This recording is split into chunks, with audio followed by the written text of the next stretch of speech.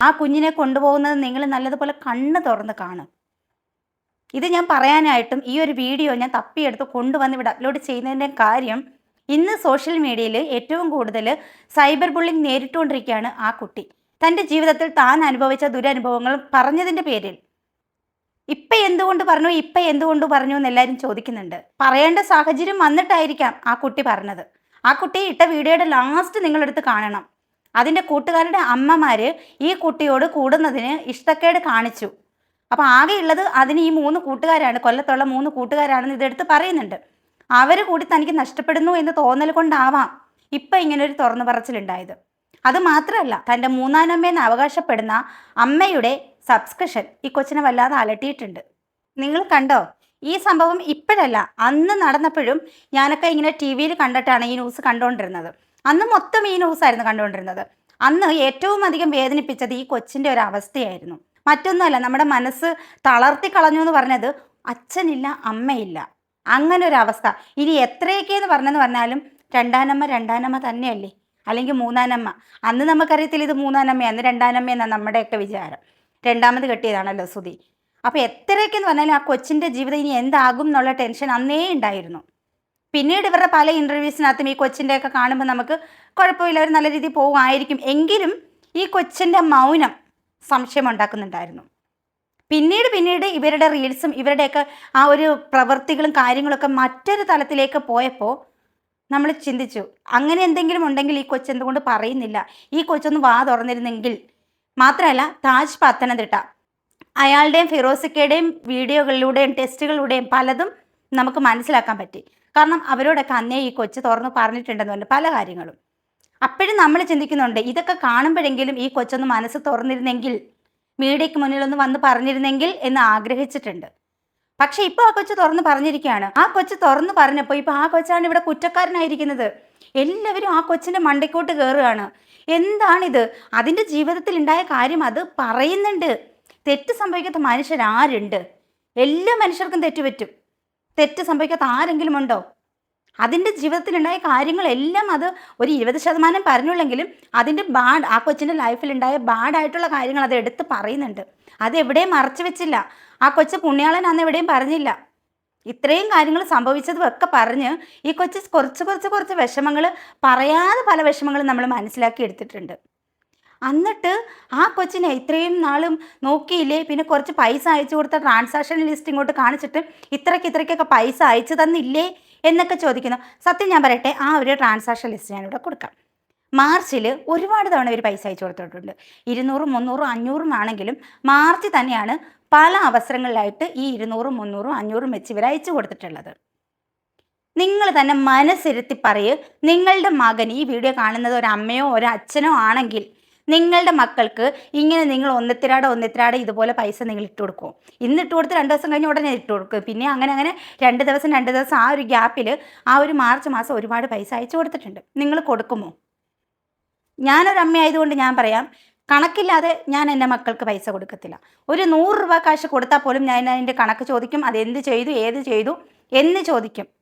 ഇപ്പോൾ കോളേജിൽ തന്നെ കോളേജിൽ നിൽക്കുന്ന സമയത്ത് എൻ്റെ കുട്ടി വിളിച്ചിട്ട്, മമ്മി എനിക്ക് ബിരിയാണി വാങ്ങിക്കാനായിട്ട് 100 രൂപ തരുമോ, അല്ലെങ്കിൽ എനിക്ക് ഇത് കഴിക്കണം എന്നൊക്കെ പറഞ്ഞാൽ പോലും ഞാൻ ഇട്ട് കൊടുക്കുമ്പോൾ ഞാൻ ചോദിക്കും, ബില്ല് എനിക്ക് അയച്ചു തരണം എന്ന് പറയും. അത് മകനെ വിശ്വാസം ഇല്ലാത്തത് കൊണ്ടാണ് വേണേൽ ചില ഊളകളെന്ന് പറയും. അല്ല, അത് ഒരു അമ്മ എന്ന നിലയിൽ എൻ്റെ ഉത്തരവാദിത്തമാണ്. എൻ്റെ മകൻ എൻ്റെ കയ്യിൽ നിന്നും വാങ്ങിക്കുന്ന കാശ് സത്യത്തിൽ അതിന് വേണ്ടിയിട്ടാണോ, അവനത് കഴിക്കാൻ വേണ്ടിയിട്ടാണോ, അല്ലെ അവൻ പറഞ്ഞത് സത്യമാണോ എനിക്കറിയണം. അത് പല തെറ്റിദ്ധാരണകളും പലരും പറയും. പക്ഷെ അതൊന്നുമല്ല, അതെൻ്റെ ഉത്തരവാദിത്തമാണ്. ഇവർ ശരിക്കും പെറ്റമ്മയായിരുന്നുവെങ്കിൽ ഇത്രയധികം പൈസ ആ കുട്ടിക്ക് അയച്ചു കൊടുക്കത്തില്ല. അത് മാത്രമല്ല, ആ കൊച്ചിൻ്റെ ലൈഫിൽ ഇങ്ങനത്തെ പ്രശ്നങ്ങൾ ഉണ്ടായിട്ടുണ്ട്, ഇവർക്കറിയാം, വ്യക്തമായിട്ട് ഇവർക്കറിയാം. അപ്പം അങ്ങനെ ഉണ്ടായിട്ടുള്ളൊരു കുട്ടി സ്വന്തം ഈ വീട്ടിൽ കൂടിയല്ല നിൽക്കുന്ന, മറ്റൊരു വീട്ടിലാണ് നിൽക്കുന്നത്. അപ്പം ഇവൻ ഈ കാശ് വാങ്ങിച്ചത് എന്തിനാണ് എന്നിവർ ഇവരുടെ ചേട്ടനെ വിളിച്ച് ചോദിക്കുന്നുണ്ടോ? ഈ സുധി എന്ന് പറയുന്നത് അവരുടെ ചേട്ടനെയോ അല്ല അവരുടെ ചേട്ടത്തിയോ അല്ലെ സുധിയുടെ അമ്മ ജീവിച്ചിരിപ്പുണ്ട്, അവരെയോ വിളിച്ച് തിരക്കുന്നുണ്ടോ? ഇല്ല. കുട്ടി ചോദിക്കുന്ന പൈസ ഇട്ട് കൊടുക്കുന്നു, കുട്ടി ചോദിക്കുന്ന പൈസ ഇട്ട് കൊടുക്കുന്നു. അത് സ്നേഹം കൊണ്ട് മാത്രമല്ല, തൻ്റെ എല്ലാ കാര്യങ്ങളും ഈ സോഷ്യൽ മീഡിയയിൽ എത്ര അധികം നിൽക്കുകയല്ലേ. അപ്പോൾ ഈ കിച്ചു എന്ന് പറയുന്ന കുട്ടി എതിർക്കരുത്, വാ തുറക്കരുത്. ആ വാ തുറക്കാതിരിക്കാനുള്ള ഒരു കൈമടക്ക് അത്രയേ ഉള്ളൂ. അതാണ് ഈ കൊച്ചിനെ കൊടുത്തത്. ഈ കൊച്ചു വഴിതെറ്റിപ്പോയി ഇവർക്കെന്താ? ഇവർക്കൊരു ചുക്കുമില്ല. ഇവർക്ക് ഇവരുടെ ഇളയ മകൻ്റെ കാര്യം മാത്രം നോക്കിയാൽ മതി. സത്യം പറഞ്ഞാൽ അതിൻ്റെ കാര്യവും നല്ലതുപോലെ നോക്കുന്നില്ല. നമ്മൾ കണ്ടല്ലേ എയർപോർട്ടിൽ വെച്ചിട്ടുള്ളത്. തള്ള പോവാണ്, അപ്പം കൊച്ച് അനങ്ങുന്നില്ല, കൊച്ച് ഫോണിലാണ്. തള്ള എവിടെയോ പോട്ടെ, കൊച്ച് ഫോണിലാണ്. ഇതിൻ്റെയൊക്കെ വരുംവരായികൾ നമുക്കറിയാം. പിന്നെ നമുക്ക് ഇവരുടെ കൊച്ചിൻ്റെ കാര്യത്തിൽ കയറി പറയേണ്ട ആവശ്യമൊന്നുമില്ല. ഇനി രേണുസുധിയുടെ ഒരു ഇമ്പോർട്ടൻ്റ് ആയിട്ടുള്ള ഒരു സ്റ്റാറ്റസ് ഉണ്ട്, അതും കൂടി ഒന്ന് നമുക്ക് കാണാം. ഇവർ ആരോ ഇട്ട കമൻറ്റും പിന്നെ ഇവർ കുറച്ച് കാര്യങ്ങൾ അതിലെഴുതി ചേർത്തിട്ടുണ്ട്. അപ്പോൾ അത് കമൻറ്റ് ഞാൻ വായിക്കുന്നില്ല, ഇവർ എഴുതി വെച്ചിരിക്കുന്ന കാര്യങ്ങൾ വായിക്കുക. ഇവർ കൊടുത്തിരിക്കുന്ന ടൈറ്റിൽ, എല്ലാ അവളുമാരും അവന്മാരും മറക്കുന്ന ഒരു നെയിം ഋതപ്പൻ, എന്നിട്ട് ഡോട്ട് ഒരു ലവ് ചിഹ്നത്തിൻ്റെ ഒരു സിമ്പലും, കൊല്ലം സുധിയുടെ ഇളയ മകൻ, പിന്നെയും കുറച്ച് ഡോട്ട്. ഈ കുഞ്ഞിൻ്റെ സമാധാനം കളഞ്ഞപ്പോൾ നിനക്കൊക്കെ അടക്കം ആയല്ലോ, എന്നിട്ട് മറ്റേ ദേഷ്യത്തിൽ നിൽക്കുന്ന കുറച്ച് സിമ്പലും കൂടെ കൊടുത്തിട്ടുണ്ട് കേട്ടോ. അപ്പോൾ ഈ കൊച്ചിൻ്റെ സമാധാനം കളഞ്ഞപ്പോൾ ആർക്ക് സമാധാനമായി എന്നാ? ഈ റിയാക്ഷൻ വീഡിയോ ചെയ്യുന്നവരെ ആയിരിക്കും ഉദ്ദേശിച്ചിട്ടുള്ളത്. പിന്നെ എല്ലാ അവളുമാരും എല്ലാ അവന്മാരും ഈ ഒരു മറക്കുന്നൊരു പേരുണ്ട് ഋതപ്പൻ. ഞങ്ങൾ എന്തിനാണ് ആ കൊച്ചിൻ്റെ പേര് ഓർത്തുകൊണ്ടിരിക്കുന്നത്? പറ. ആ കൊച്ചിന് അമ്മയുണ്ട്, അതിന് വല്യപ്പനുണ്ട്, വല്യമ്മയുണ്ട്, പിന്നെ എന്താ നിങ്ങളുടെ ചേച്ചിയുണ്ട്, പിന്നെ കുറേ കുട്ടികളുണ്ട്, ഒരുപാട് പേരുടെ സ്നേഹവും ഒരുപാട് പേരുടെ തണലും എല്ലാവരും ഒക്കെ ഉള്ള ഒരു കുട്ടിയാണ് ഋതപ്പൻ. അതിനാകെ നഷ്ടപ്പെട്ടത് അച്ഛൻ മാത്രമാണ്. എന്നാൽ കിച്ചുവോ? കിച്ചുവിന് അച്ഛനുണ്ടോ? ഇല്ല. അമ്മയുണ്ടോ? ഇല്ല. പിന്നെ ആരുണ്ട് കിച്ചുവിന്? ആകപ്പാടെ ഉണ്ടെന്ന് പറഞ്ഞു കഴിഞ്ഞാൽ ഈ ഇളയ കുട്ടി മാത്രമാണ് സ്വന്തമായിട്ടുള്ളത്, രക്തബന്ധമുള്ളത്. പിന്നുള്ളത് വലിയച്ഛനും വല്യമ്മയും ആ സഹോദരങ്ങളും. അവരുള്ളത് കൊണ്ടായിരിക്കാം ഇന്ന് ആ കുട്ടി ജീവിച്ചിരിക്കുന്നത്. അപ്പോൾ ആരുമില്ലാത്തൊരു കുട്ടിയോട് എല്ലാവർക്കും സഹതാപം, കരുണ, സ്നേഹം ഒക്കെ തോന്നും. അത് മാത്രമല്ല, നമ്മൾ പണ്ട് മുതലേ കണ്ടുവരുന്നൊരു കാര്യമാണ്, രണ്ടാനമ്മയായാലും രണ്ടാനച്ഛനായാലും പല വീടുകളിലും കുട്ടികൾ നേരിടുന്നത്.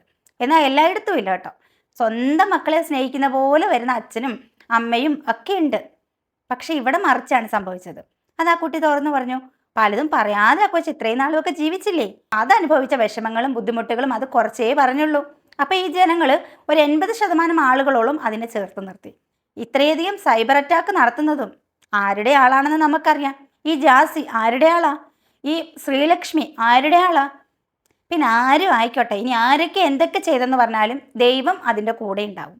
ആ കൊച്ച് ഇപ്പം എന്താണ് അവസ്ഥയെന്നൊന്നും നമുക്കറിയത്തില്ല. അന്നൊരു വീഡിയോ ഇട്ടിട്ട് പിന്നെ അതിൻ്റെ അനക്കവും കാര്യങ്ങളും ഒന്നും ഇല്ല.